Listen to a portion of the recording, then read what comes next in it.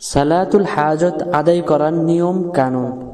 এখানে 4টি বিষয়: সালাতুল হাজত এর পরিচয়, সালাতুল হাজত এর নিয়ত, সালাতুল হাজত নামাজ পড়ার নিয়ম, সালাতুল হাজত এর প্রসিদ্ধ দোয়া। তো প্রথম বিষয়, সালাতুল হাজত এর পরিচয়। যে কোনো হাজত, প্রয়োজন কিংবা পেরেশানি দেখা দিলে 2 রাকাত নামাজ পড়ে আল্লাহর নিকট সাহায্য প্রার্থনা করা উচিত। সমস্ত নবী, রাসূল এবং সাহাবীগণ এরূপ কোনো পরিস্থিতি সম্মুখীন হলেই তারা 2 রাকাত নামাজ পড়ে আল্লাহর কাছে দোয়া করতেন। আল্লাহ তাআলা নামাজের বরকতে তাদের হাজত পূর্ণ করে দিতেন। ইসলামের পরিভাষায় এই নামাজকে সালাতুল হাজত বলা হয়। দ্বিতীয় নম্বর বিষয়, সালাতুল হাজত এর নিয়ত। মুখে উচ্চারণ, আরবিতে কিংবা বাংলায় নিয়ত করা জরুরি নয়, বরং যে কোনো ভাষায় মনে মনে নিয়ত করাই যথেষ্ট। নামাজ পড়ার নিয়ম। সালাতুল হাজত সাধারণত সুন্নত ও নফল নামাজের ন্যায় যে কোনো সূরা কেরাত দ্বারা আদায় করা যায়। উভয় রাকাতে সূরা ফাতিহার পর অন্য সূরা মিলাতে হবে এবং আখেরি বৈঠকে আত্তাহিয়াতু, দরুদ শরীফ, দোয়া মাসুরা পড়ে সালাম ফিরাতে হবে। উল্লেখ্য যে নামাজ শেষে কয়েকবার ইস্তেগফার ও দরুদ শরীফ পাঠ করবে। তারপর খুব বিনয়ের সাথে আল্লাহ তাআলার দরবারে দোয়া করবে এবং তার যেটা প্রয়োজন সেটা আল্লাহ তাআলার কাছে মন খুলে চাবে। খুব বিনয়ের সাথে যখন দোয়া করবে, ইনশাআল্লাহ আল্লাহর রহমতে এতে হাজত পূর্ণ হয়ে যাবে।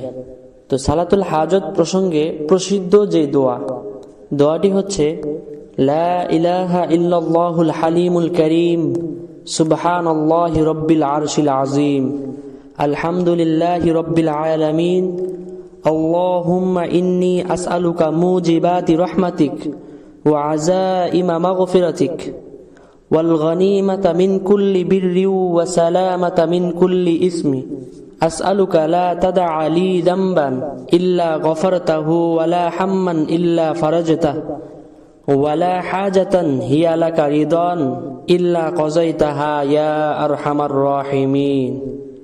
অর্থ: মহা সম্মানের অধিকারী ও প্রজ্ঞাময় আল্লাহ ব্যতীত আর কোনো ইলা নেই। আল্লাহ পবিত্র, তিনি আরশে আজিমের মালিক।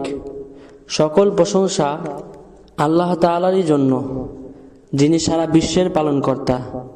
হে আল্লাহ, আমি আপনার কাছে ওই সব জিনিস প্রার্থনা করছি যা আপনার রহমতকে ওয়াজিব করে দেয় এবং যার দ্বারা আপনার মাগফিরাত নিশ্চিত হয়ে যায়।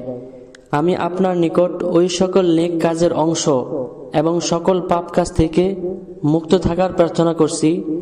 আমি আপনার নিকট এটাই প্রার্থনা করছি যে আমার এমন কোনো গুনাহ অবশিষ্ট না রাখেন যা আপনি ক্ষমা করবেন না, আর এমন কোনো চিন্তা না রাখেন যা আপনি দূর করেন না, আর এমন কোনো প্রয়োজন মিটাতে বাকি না রাখেন যাতে আপনার সন্তুষ্টি রয়েছে। হে অসীম দয়াময়। যদি কেউ এই দোয়াটি করতে পারে তাহলে ভালো, কারণ এই দোয়াটি তিরমিজি শরীফের হাদিস দ্বারা সাবিত। ইসলামিক সকল ধরনের শিক্ষণীয় ভিডিও পেতে আমাদের চ্যানেলকে সাবস্ক্রাইব করুন এবং দ্বীন প্রচারের ক্ষেত্রে ভিডিওটি শেয়ার করে দিন।